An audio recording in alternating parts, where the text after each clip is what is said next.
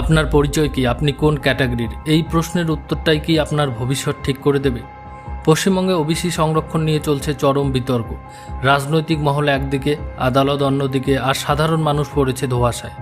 কাউকে দিয়ে একটা অর্ডার করিয়েছে, যদিও তার রায় আমি মানি না।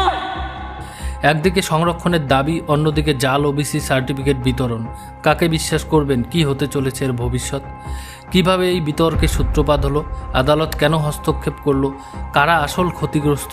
এবং সবচেয়ে বড় কথা, এই কেসের ভবিষ্যৎ কি? তৃণমূলের সরকারের আমলে দেওয়া সমস্ত ওবিসি শংসাপত্র অবৈধ, ঐতিহাসিক রায় জানালো কলকাতা হাইকোর্ট, যার জেরে বাতিল হয়ে গেল প্রায় 5 লক্ষ ওবিসি সার্টিফিকেট। কিভাবে ওবিসি সংরক্ষণের বিতর্ক শুরু হলো? 1993 সালে মণ্ডল কমিশনের সুপারিশের ভিত্তিতে পশ্চিমবঙ্গে অনগ্রসর শ্রেণীর সংরক্ষণ চালু করা হয়। তখন ওবিসি সংরক্ষণের জন্য মোট 17% কোটা নির্ধারিত করা হয়। এরপর 2010 সালে তৎকালীন সরকার নতুন কিছু জাতিকে ওবিসি ক্যাটাগরিতে অন্তর্ভুক্ত করে। কিন্তু সমস্যাটা শুরু হয় যখন অভিযোগ ওঠে যে অনেকেই ভুয়ো নথি বানিয়ে ওবিসি সার্টিফিকেট পেয়েছে। কিভাবে এই বিতর্ক আদালত পর্যন্ত গড়ালো? 2023 সালে কলকাতা হাইকোর্টে একটি জনস্বার্থ মামলা দায়ের করা হয়। সেখানে বলা হয় যে পশ্চিমবঙ্গে অনেক ভুয়ো ওবিসি সার্টিফিকেট বিতরণ করা হয়েছে। কী ছিল সেই অভিযোগ? 2010 সালের পর যাদের ওবিসি ঘোষণা করা হয়েছে তাদের অনেকের সঠিক যাচাই করা হয়নি। রাজনৈতিক স্বার্থে কিছু গোষ্ঠীকে ইচ্ছাকৃতভাবে সংরক্ষণ দেওয়া হয়েছে। বহু সাধারণ শ্রেণীর লোকজন অবৈধভাবে ওবিসি তালিকায় ঢুকে গেছে।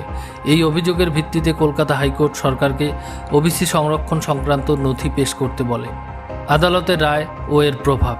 2024 সালের জানুয়ারি মাসে কলকাতা হাইকোর্ট জানায় যে 2010 সালের পর যাদের ওবিসি তকমা দেওয়া হয়েছে তাদের সার্টিফিকেট অবৈধ হতে পারে যদি উপযুক্ত প্রমাণ না দেওয়া হয়।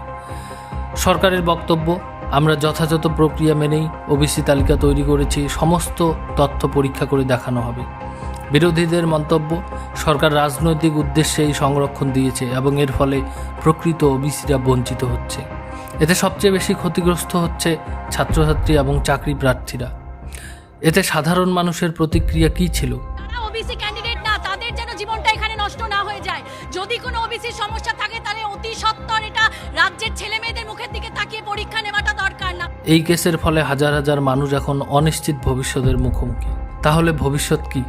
এই কেসের ভবিষ্যৎ কি হতে পারে? 3টি সম্ভাবনা রয়েছে। আদালত পুনরায় ওবিসি তালিকা পর্যালোচনা করার নির্দেশ দিয়েছে। যাদের অবৈধভাবে ওবিসি তালিকায় অন্তর্ভুক্ত করা হয়েছে তাদের সার্টিফিকেট বাতিল করা হতে পারে। নতুন আইন এনে সংরক্ষণের নিয়ম আরও কঠোর করা হতে পারে। এখন প্রশ্ন হলো, সংরক্ষণ কি সত্যিই প্রয়োজনীয় নাকি এটি শুধুমাত্র রাজনৈতিক খেলা? আপনার মতে এই সিদ্ধান্ত ন্যায়সঙ্গত নাকি এটি একটু অন্যায় কাজ? কমেন্টে জানান আপনার কি মতামত।